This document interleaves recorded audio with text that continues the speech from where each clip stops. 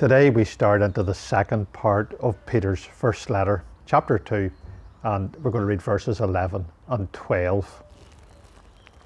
Dearly beloved, I beseech you as strangers and pilgrims, abstain from fleshly lusts which war against the soul, having your conversation honest among the Gentiles, that, whereas they speak against you as evildoers, they may by your good works, which they shall behold, glorify God in the day of visitation.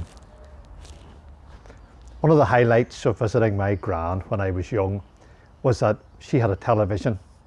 It was a black and white set. Younger folks might not really know what that was. And it had 3 channels. One of them didn't even work. But one of the things that I remember was the public information broadcasts. You can actually look at them nowadays on YouTube, and they do look a bit retro. One of those broadcasts was about healthy eating, and it involved an experiment where white mice were fed different diets to show that the mice that grew well were the ones that were fed well.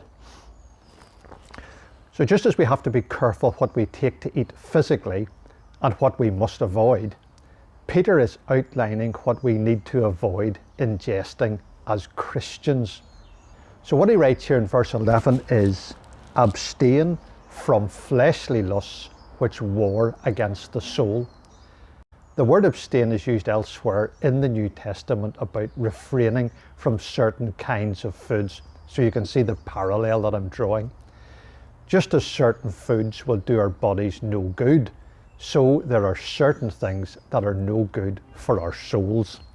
In fact, Peter says they war against the soul. In other words, they do real damage to us. So what are these things? Well, Peter calls them fleshly lusts. That is, things that cater to our bodies but have no real value at all for eternity. Things that are simply for here and now, rather than for hereafter. I don't think that Peter has particularly in mind things that are morally evil in this verse, although I've no doubt that that is included. I think that he means anything that gratifies our flesh. William MacDonald in his commentary identified gluttony, that is overeating, laziness, materialism, entertainment, even holidays, or perhaps our career. We can all be taken up with these things to the detriment of our spiritual lives. Now, I think it is notable that Peter addresses these Christians as pilgrims and strangers. He's already used one of these words in chapter 1 and verse 1. We don't belong to here is what these words mean. So we shouldn't live for here. I also notice that he calls them beloved, and this is for the first of 2 occasions in the letter. Peter is not scolding his readers, but is entreating them in the bonds of Christian love. And it's a good approach to adopt with God's own dear children. Now let me just make one last point, although there are many points we could make in these verses. Peter writes about having your conversation honest among the Gentiles. Verse 12. Honest is a word, the word that's translated honest here, is a word often translated simply as good in the New Testament.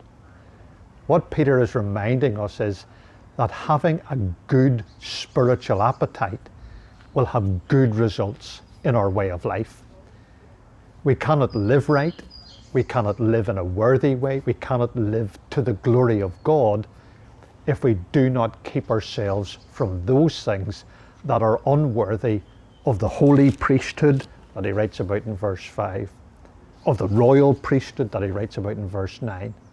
Those 2 things into which we have been brought. So may God give us the grace to abstain from fleshly lusts that war against the soul.